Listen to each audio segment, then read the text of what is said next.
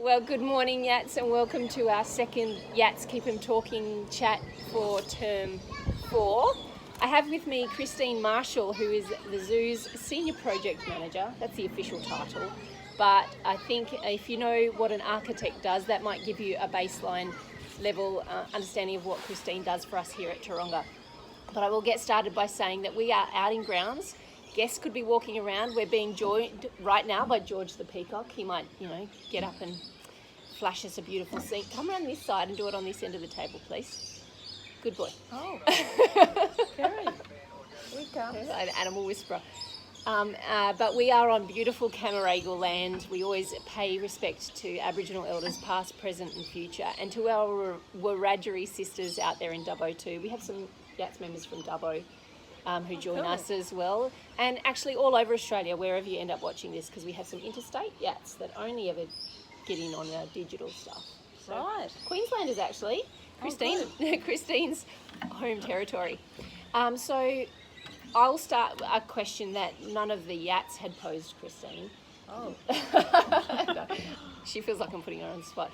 But maybe you can tell us, and really, actually, Jamie did ask this question, is how did you get into this line of work? You wouldn't normally think that a zoo would need an architect or someone in engineering or construction or whatever. Can you tell us about, and Jamie's question was, what did you have to study to get here? yeah, well, so as Kerry said, I am an architect, so I did study architecture in Queensland. But our jobs actually as project managers is a little bit broader than just architecture itself. But to get the job as project manager, we had to have a relevant discipline, they call it. So that was in one of the construction type jobs. Yeah. So engineering, urban design, landscape architecture. Yeah. And while it's not specifically, 100% necessary, it really helps with working with all the stakeholders and understanding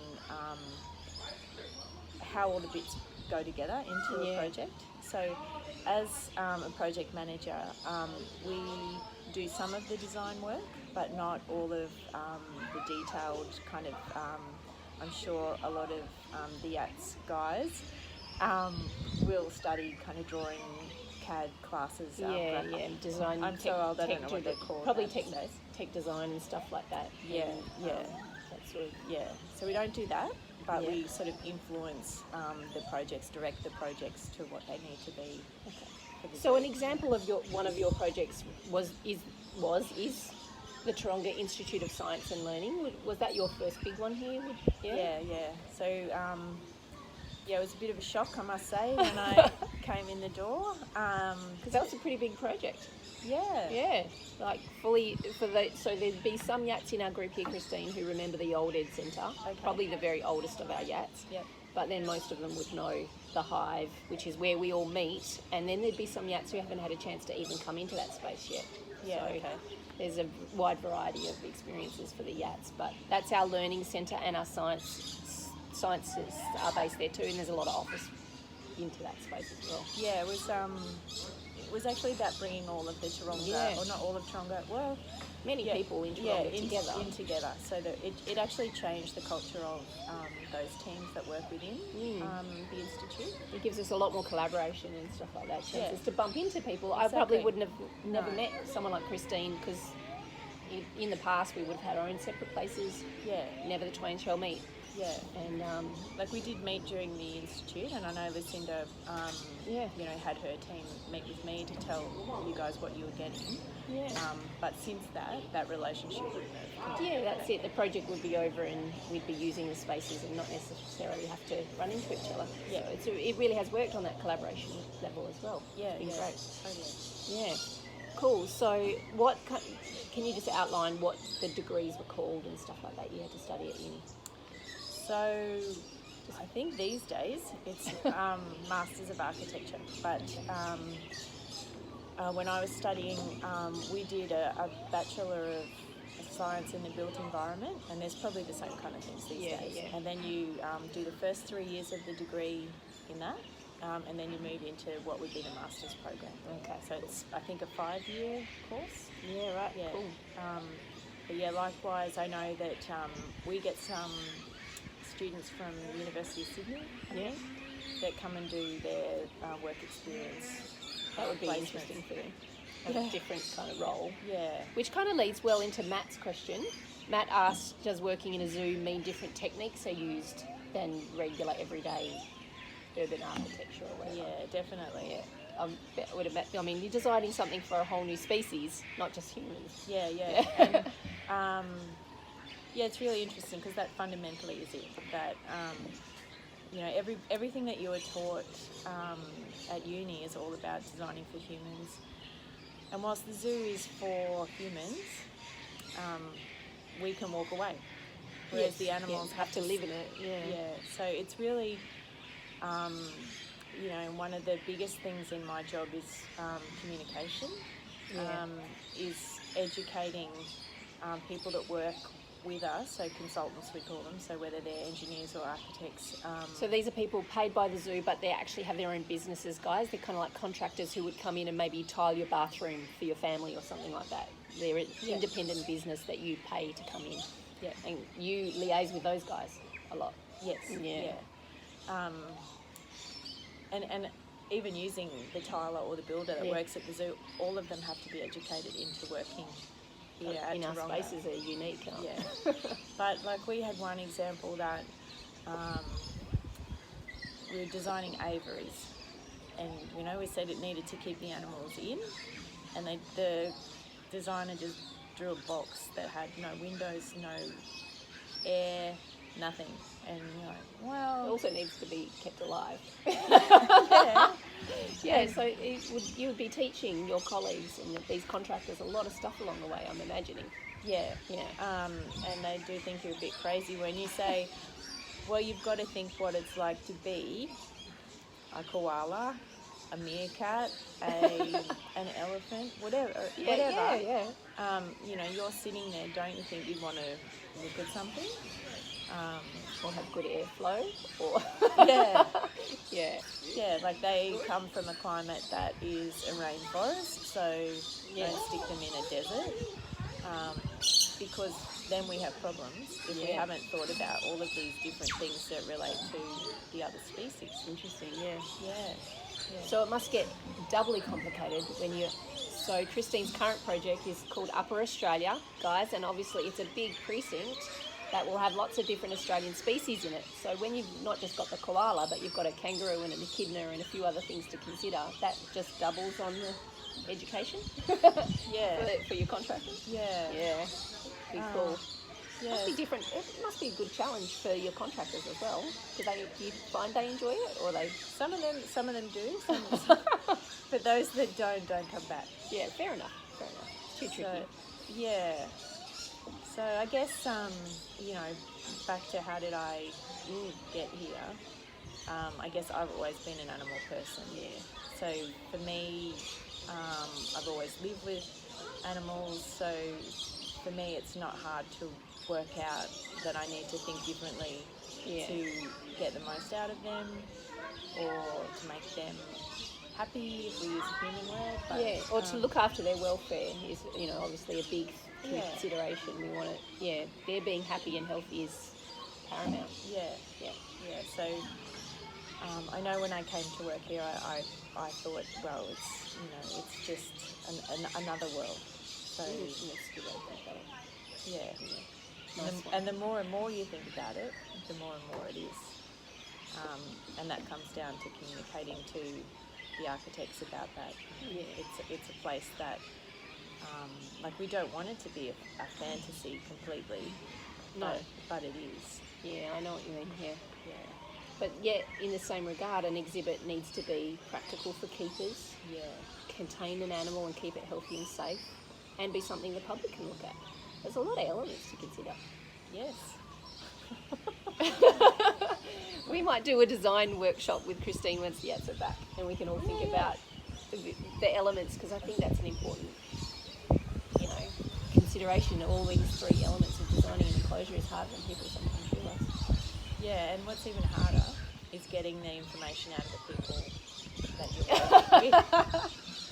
So,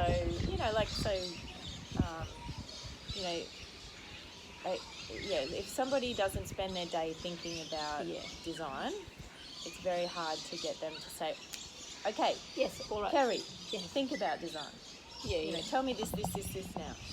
So it's also, how do you get the best answers? So relationship building, all that human stuff. Yeah, it's really important. Which usually with animals it's easier. If it was just the animals, we'd ask them and then don't. We've got to read the animals' minds, I suppose, don't we? And then translate it into a design. Yeah. Yeah, interesting way to think about it. Ava's question's a bit of a tricky one, and it's about, because she noticed, obviously, that you're in a STEM job. What advice do you have for girls who are interested in STEM roles, and do you think STEM jobs are harder for women? Big sigh. Yeah. We have to think about a diplomatic answer to this one. I do. Because, and I'm not in I suppose I'm in a STEM education job. So I'm in a branch of science, technology, engineering and maths job. Yeah. But I'm teaching people about it, so it's education itself isn't a male-dominated career. No. But I think STEM jobs are still. Yeah. So you got to break it down, I think. So is STEM harder for women? No. Because women are, we won't say that. Women are as capable as males at doing the task. And in my experience, a lot of the time they're more methodical and the process that a female often takes is different to a man. I think that's just the way we process things in our heads. But I guess that's a very one-sided comment because I don't really know how men's brain works. That's it. Yeah, that could be considered generalised as well, couldn't it? Yeah. Understanding that. Yeah. So I guess maybe a different way to rephrase Ava's question is, what are some of the hurdles that come up for women in STEM that you think men might not have to think about? Is that a better question? I don't know. There's so many great questions. Yeah, it's more. I think it's a more discussion. It shouldn't just be. Definitely, there are more men in my fields of STEM, so construction. That would be where you'd say that I sit. Yeah. My experience with being a female in construction is, and we were talking about this before. It's your attitude. That's how you make the difference. So my dad, I have a brother, and my dad treated my brother and myself exactly the same. So my dad was also a tradesperson, so I know it's familiar communication. But we would be working with my dad in the shed the same. Yeah. So I guess that's the way I've always thought of myself within the world, that there isn't a difference between me boys' and jobs boys. and girls' jobs. Yeah, and I played sport and I did sport with the boys, and it's always been the way. But that's not to say that there aren't people that don't have that attitude, and they exist. And often the question is, well, what do you do? What's your role in the project? And you tell them, and they're like, so that you can get over that first preconceptions, is that the word I'm thinking of? So they have a preconception of what your job possibly could be in this role, and then they have to readjust their own. Yeah, and you'd hope that people, roles in jobs, there's a lot of jobs that used to exist that don't anymore. But women answering the telephone or being a secretary, they're not so common in construction as they were. Yeah. Because everybody has to do everything themselves because of technology. But, that's right. Well, anyone could take a phone call on site now, whereas they would have had to have an office landline 20 years ago. And you're right, someone would be taking notes or messages for them and then getting that to them writing later. The letters. Yeah. So that would have been, considered a different role. Yeah. Everyone can do that themselves these days. Yeah. So I think that, you have to be strong. You can't be faint-hearted, that is for sure. But if you are really passionate about what you do and focused and do a good job, like I think that's what I found to be the most persuasive or making things equal, is that when people know that you can do a good job and your job is as good as or better than a man's, we'll say in this instance, then they accept you. Yeah, that is fair. Yeah. It's a good question, Ava, and a tricky one to unpack in a short interview like this. But again, it might be something that we explore, a STEM women. I mean, because we have Women in STEM Week and Women in Science Week and things like that. Throughout the year, we could interview Kristine again or have her on a panel. Because interestingly, when we did do the institute, just quietly, so I really appreciate the question, because people here at Taronga only associated STEM with the labs and the science, not actually the building and the engineering and everything that went into the project. Even though the E is engineering. Yeah, and I told them. I'm sure that everyone knows our scientist, Carrie Rose. Well, we just had an interview with her last week, so if you need to, go back to last week's update, because Carrie's interview's there after this one. Watch it after this one. And certainly a lady that I definitely look up to. Yeah. But I talked to her about that, and she's like, I know, Ryan, you were out there. so it's good to have that question. But we were also talking about coming up to HSC this week, and good luck to anyone. You probably shouldn't be watching this.